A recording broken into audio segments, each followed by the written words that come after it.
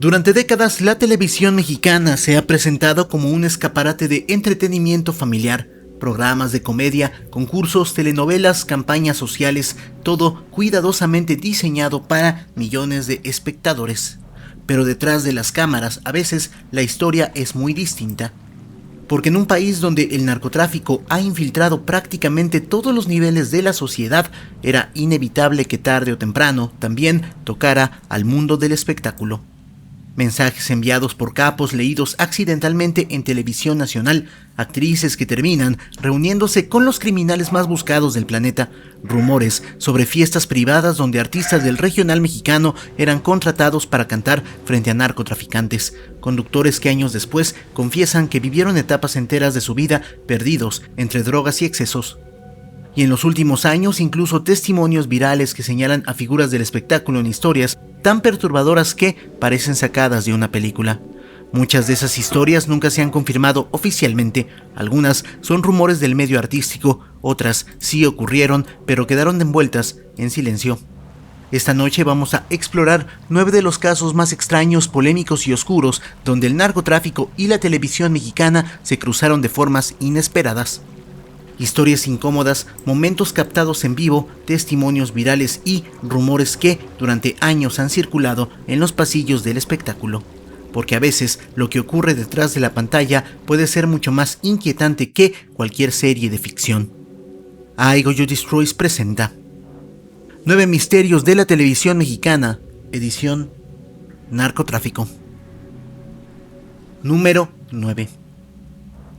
En los últimos años, pocas figuras políticas han aparecido tanto en la televisión mexicana como Sandra Cuevas. La exalcaldesa de Cuauhtémoc en la Ciudad de México se convirtió rápidamente en un fenómeno mediático, conferencias polémicas, declaraciones explosivas, operativos de seguridad televisados y una presencia constante en noticieros y programas de debate.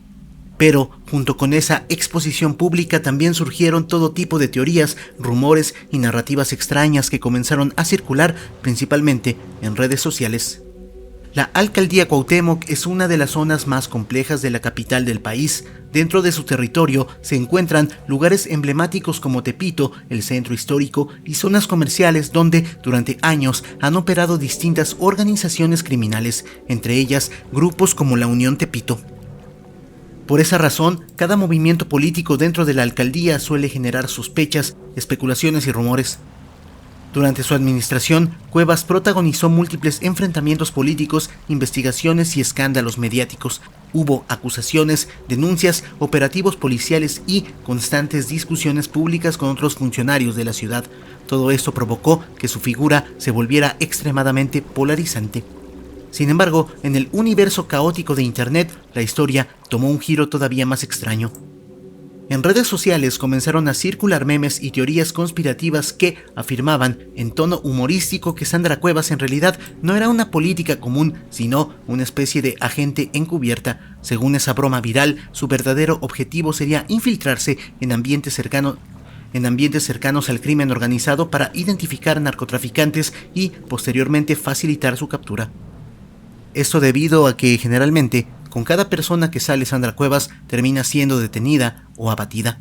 Por supuesto, no existe ninguna evidencia que respalde esta idea. Todo surgió como una mezcla de sátira política, humor de internet y la percepción de que su carrera pública parecía estar rodeada constantemente de conflictos y situaciones inusuales. Aún así, el fenómeno refleja algo interesante. Cómo en la era digital las figuras públicas pueden convertirse rápidamente en personajes casi míticos dentro de la cultura del Internet. Entre la política, la televisión y las redes sociales, Sandra Cuevas pasó de ser una alcaldesa local a convertirse en uno de los personajes más comentados y más memificados del panorama mediático mexicano. Y aunque la teoría de la agente encubierta es claramente una broma de internet, demuestra cómo en un país donde el narcotráfico forma parte constante de la conversación pública, incluso los memes terminan girando alrededor del mismo tema. Número 8. La figura de Bella Cat se ha convertido en una de las más virales dentro del entretenimiento mexicano. Su salto a la fama comenzó en reality shows y programas de televisión, pero fue en redes sociales donde su popularidad explotó por completo. Con canciones pegajosas, una estética provocadora y una personalidad frontal, Bella Cat logró posicionarse como uno de los personajes más comentados del internet mexicano. Sin embargo, como suele ocurrir cuando alguien alcanza fama rápidamente, también comenzaron a aparecer rumores y teorías que mezclaban su imagen pública con el mundo del crimen organizado. Uno de los rumores más repetidos en redes sociales es su supuesta cercanía con los miembros de la Unión Tepito, uno de los grupos criminales más conocidos de la Ciudad de México. Estas versiones surgieron principalmente en internet, donde algunos usuarios comenzaron a analizar fotografías, amistades y apariciones públicas de la cantante. A partir de ahí se construyó toda una narrativa digital, publicaciones que aseguraban que ciertas fiestas, eventos o círculos sociales donde Bella Cat aparecía podrían estar relacionados con personas cercanas a ese grupo criminal. Pero es importante aclarar algo. Hasta ahora no existe ninguna investigación oficial ni prueba pública que confirme esas afirmaciones. Todo se ha mantenido en el terreno de la especulación, los rumores de redes sociales y las teorías que suelen rodear a figuras mediáticas que se vuelven extremadamente populares. Aún así, el caso refleja un fenómeno cada vez más común en la era digital. Cuando una figura pública crece rápidamente en popularidad, Internet comienza a construir historias alrededor de su vida, algunas basadas en hechos y otras completamente alimentadas por la imaginación colectiva. En el caso de Bella Cat, esos rumores han terminado formando parte del mismo universo mediático que rodea su carrera, polémica, viralidad, memes y teorías que se expanden a la misma velocidad que su fama en redes sociales. Número 7. Durante años el público conoció a dos conductores irreverentes, sarcásticos y con un estilo de humor muy particular, Eduardo Videgaray y José Ramón San Cristóbal. Su trabajo en radio y televisión los convirtió en una de las duplas más reconocidas del entretenimiento mexicano. Pero con el paso del tiempo, ambos comenzaron a contar algo que sorprendió a muchos de sus seguidores. En diferentes entrevistas, podcasts y conversaciones públicas han hablado abiertamente de una etapa muy oscura de sus vidas cuando estaban en sus 20s. Según ellos mismos han relatado, durante esos años el consumo de drogas era tan constante que hoy en día hay periodos completos de su vida que prácticamente no recuerdan. En algunas ocasiones incluso han dicho que su rutina era una mezcla caótica de trabajo, fiestas interminables y consumo de sustancias. Salían de noche, dormían poco y aún así al día siguiente tenían que cumplir con grabaciones o transmisiones. Lo más inquietante de esas confesiones no es solamente el consumo de drogas. En tono a veces irónico pero también serio, han mencionado que varios conocidos de ese círculo social terminaron muriendo por sobredosis. Otras, según han insinuado, desaparecieron en circunstancias extrañas. Nunca han dado nombres ni detalles específicos, pero sí han explicado que el ambiente nocturno del entretenimiento en aquellos años era un espacio donde convivían artistas, empresarios, dealers y personajes relacionados con distintos mundos. Ese tipo de historias dejan ver una cara mucho menos glamorosa del espectáculo, porque detrás de las cámaras, lejos de los reflectores y del humor que los hizo famosos, existía un entorno donde los excesos eran comunes y donde no todos lograron salir con vida de esa etapa. Hoy, ambos conductores hablan de esos años como una advertencia, recordando que el mundo del entretenimiento, al igual que muchos otros, puede estar mucho más cerca de los excesos y de los peligros que de lo que el público imagina. Número 6. Dentro del mundo del regional mexicano existe una realidad incómoda que durante años se ha mencionado en voz baja: las fiestas privadas organizadas por narcotraficantes. Cantantes, músicos y promotores han contado en diferentes entrevistas que, especialmente en los años 90 y 2000, era relativamente común que algunos capos contrataran artistas famosos para presentaciones exclusivas. No se trataba de conciertos abiertos al público, sino de eventos privados en ranchos, mansiones o lugares apartados, donde únicamente estaban presentes invitados cercanos al anfitrión. El pago, según relatan quienes han hablado del tema, solía ser enorme. En algunos casos se ofrecían cantidades de dinero que difícilmente podían encontrarse en conciertos normales. Por esa razón, muchos artistas aceptaban sin hacer demasiadas preguntas sobre quién organizaba el evento. Pero esas fiestas también tenían un lado oscuro. Varios músicos han mencionado que, en ese tipo de reuniones, los narcotraficantes buscaban demostrar su poder frente a los invitados. El ambiente podía volverse tenso porque los artistas quedaban prácticamente a merced del anfitrión y de sus guardaespaldas. Dentro de ese contexto surgieron diferentes historias alrededor de Jenny Rivera, una de las figuras más importantes del regional mexicano. Con los años comenzaron a circular rumores que aseguraban que algunos narcotraficantes la habían invitado a fiestas privadas donde intentaban presumir su cercanía con celebridades del espectáculo. Es importante señalar que no existen pruebas públicas que confirmen esas versiones y la propia Rivera nunca denunció públicamente situaciones de este tipo contra narcotraficantes específicos. Sin embargo, la existencia misma de esas fiestas privadas dentro del mundo del regional mexicano alimentó durante años todo tipo de historias y teorías. Cuando en 2012 el avión donde viajaba Jenny Rivera se desplomó en Nuevo León después de un concierto, las especulaciones crecieron todavía más. Aunque investigaciones oficiales concluyeron que se trató de un accidente aéreo, muchas personas comenzaron a preguntarse si detrás de su muerte podía existir algo más. Hasta hoy, ninguna de esas teorías ha sido comprobada. Pero el simple hecho de que esas historias sigan circulando demuestra algo inquietante. Durante décadas, la línea entre el espectáculo y el narcotráfico en ciertas regiones del país fue mucho más difusa de lo que muchos imaginaban. Número 5.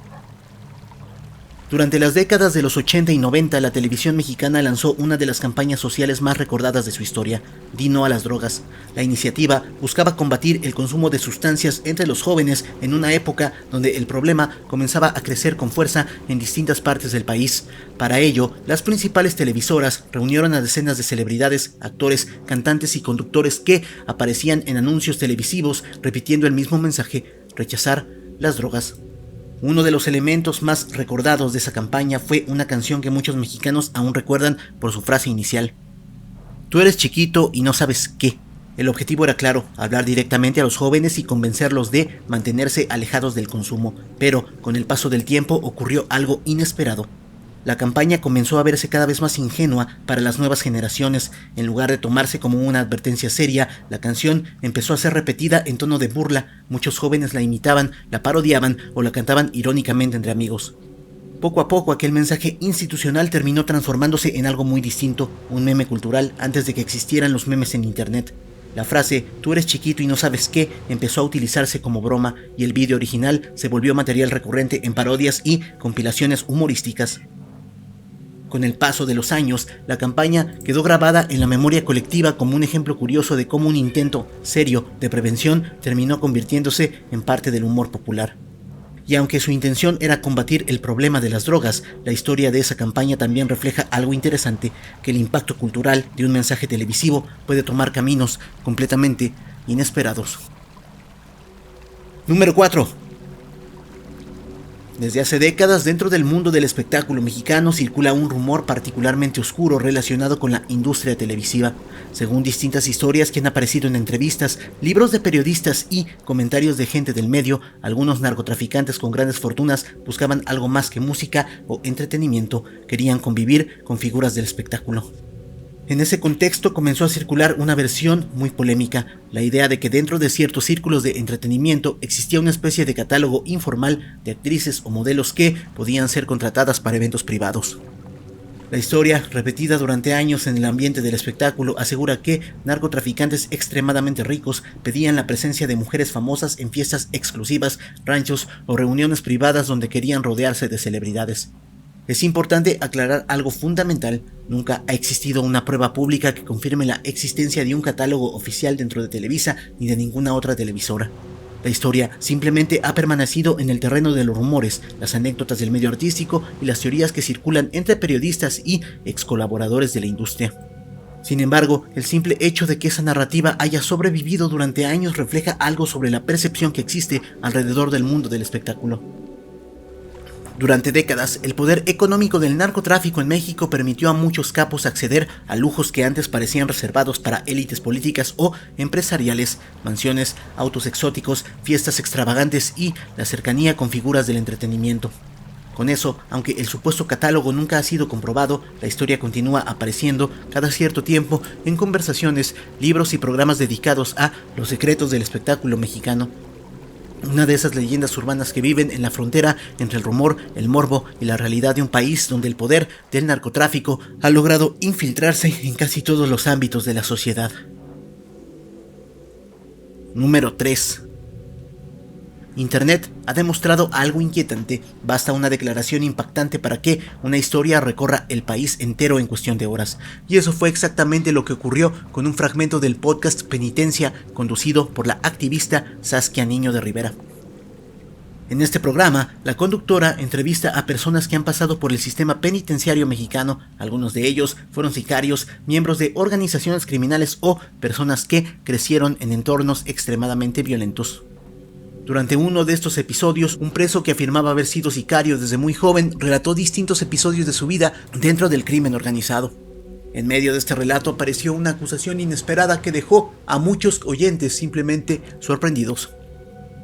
El hombre mencionó el nombre de Carmen Salinas, una de las actrices más conocidas de la televisión mexicana. Según su testimonio, dentro de ciertos círculos de poder vinculados al crimen organizado, existían rituales en los que participaban figuras influyentes del espectáculo y la política. En ese contexto afirmó que la actriz había estado involucrada en prácticas extremadamente oscuras relacionadas con sacrificios rituales. La declaración generó una reacción inmediata en redes sociales. El fragmento del podcast comenzó a circular en TikTok, Twitter y YouTube, donde miles de personas lo compartieron y debatieron durante días. Algunos lo tomaron como una revelación perturbadora, otros lo interpretaron simplemente como una historia más contada por alguien que había vivido años dentro de la violencia del crimen organizado. Pero hay un punto importante que no puede ignorarse. Hasta ahora no existe ninguna prueba pública que respalde esas afirmaciones y la propia Carmen Salinas falleció, por lo que nunca pudo responder a estas. Por esa razón, la historia permanece en el terreno de los testimonios sin confirmar. Aún así, el impacto del fragmento demuestra algo sobre el momento que vivimos. En la era de los podcasts y las redes sociales, una sola declaración puede reabrir rumores, alimentar teorías y colocar nuevamente a figuras públicas en el centro de conversaciones que mezclan espectáculo, el crimen organizado y el misterio. Número 2. En 2015 ocurrió uno de los episodios más surrealistas que haya conectado al mundo de la televisión con el narcotráfico, una historia que parecía sacada directamente de una serie, pero que terminó ocurriendo en la vida real. La protagonista de esa historia fue la actriz mexicana Kate del Castillo, conocida internacionalmente por interpretar a Teresa Mendoza en la serie La Reina del Sur, un personaje inspirado en el mundo del narcotráfico. Todo comenzó años antes cuando la actriz publicó un mensaje en redes sociales que generó enorme polémica. En ese texto criticaba a los políticos y expresaba su deseo de creer más en figuras fuera del sistema. Entre esas palabras apareció una frase que llamó particularmente la atención, una referencia directa al narcotraficante más famoso del país. Ese narcotraficante era Joaquín El Chapo Guzmán. Según se reveló más tarde, el mensaje llegó hasta el propio capo, quien en ese momento se encontraba prófugo de la justicia. A través de intermediarios comenzó un intercambio de comunicación con la actriz que eventualmente derivó en algo todavía más inesperado: una reunión secreta. Kate del Castillo viajó junto al actor estadounidense Sean Penn a un lugar remoto de México para encontrarse cara a cara con el Chapo Guzmán, quien en ese momento era el fugitivo más buscado del planeta. El objetivo aparentemente del encuentro era discutir la posibilidad de desarrollar una serie o película sobre la vida del narcotraficante. Según se supo después, el propio Chapo quería que su historia fuera contada en pantalla. La reunión se mantuvo en secreto durante meses, pero cuando la noticia salió a la luz en 2016 se convirtió inmediatamente en un escándalo internacional. El encuentro generó investigaciones, interrogatorios y una enorme presión mediática sobre la actriz. El caso dejó al descubierto algo que parecía imposible: que el narcotraficante más poderoso de México había estado negociando con una actriz de televisión para contar su historia. Una mezcla extraña de ficción y realidad donde el mundo del espectáculo y el crimen organizado se cruzaron de una manera que nadie habría imaginado. Número 1.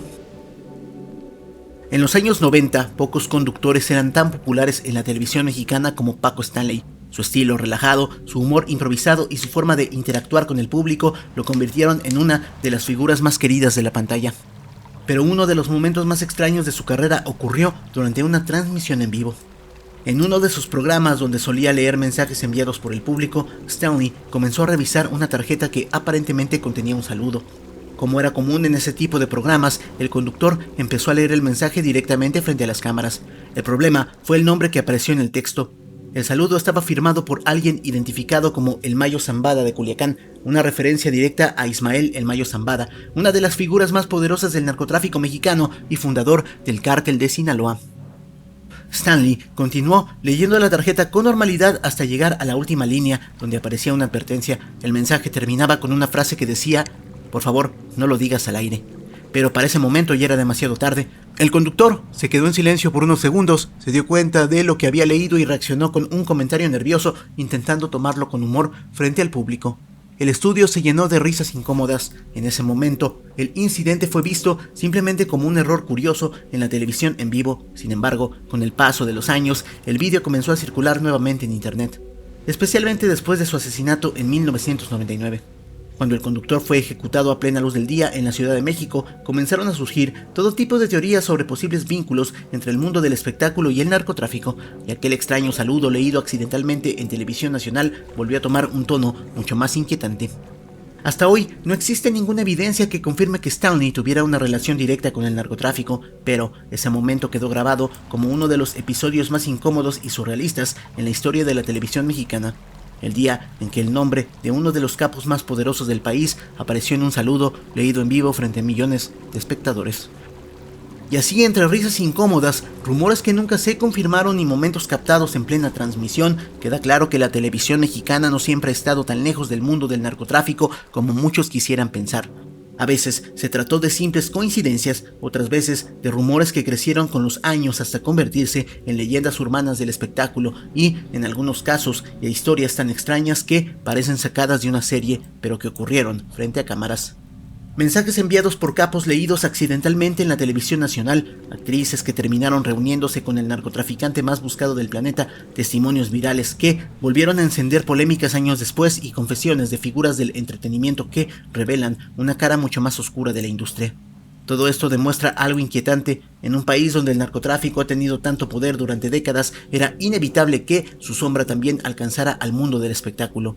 Porque detrás de las cámaras, lejos de los reflectores y de los guiones cuidadosamente escritos, existen historias que la televisión nunca planeó contar. Historias incómodas, historias extrañas, historias que siguen generando preguntas, pero ahora quiero saber tu opinión. ¿Cuál de estos casos te parece el más inquietante? Dímelo en la sección de comentarios. Primero que nada, quiero agradecerle a mi amigo Stevie que en una transmisión en vivo nos donó 500 pesos. Ustedes, bueno, no sé si lo sepan porque está llegando gente nueva, pero los ingresos de este canal Proyecto Paranormal son donados a Fundación ANUM para ayudar a animales y pues muchas gracias, Stevie. Ahora, aprovechando un poco esta situación, hace unos días trataron de difamar a Fundación ANUM. ¿Por qué? Porque yo soy uno de los activistas fundadores y mi pecado es que hago videos en YouTube. Entonces, un grupo de personas empezó a decir que cómo era posible que si yo era youtuber, si yo ya monetizaba de internet, cómo era posible que se pidieran donativos. Básicamente alguien que dijo, si tú trabajas, ¿por qué pides donativos? Se me hace una verdadera estupidez. Los gastos de Fundación ANUM se solventan en su mayoría con los ingresos de este canal, y en mi canal secundario Goji dejé un vídeo hablando más del tema. Me gustaría mucho que fueran a verlo y se suscriban al canal de Goji, ¿vale? Si el video te gustó, dale like, compártelo, suscríbete, sígueme en mis redes sociales, las puedes ver en pantalla, las encuentras en la descripción. Apoya al canal para aparecer aquí al finalizar los videos. Por mi parte, eso sería todo. Yo soy I Go You Destroy, tengo los mejores seguidores del mundo que son ustedes. Muchas gracias. Pum pum.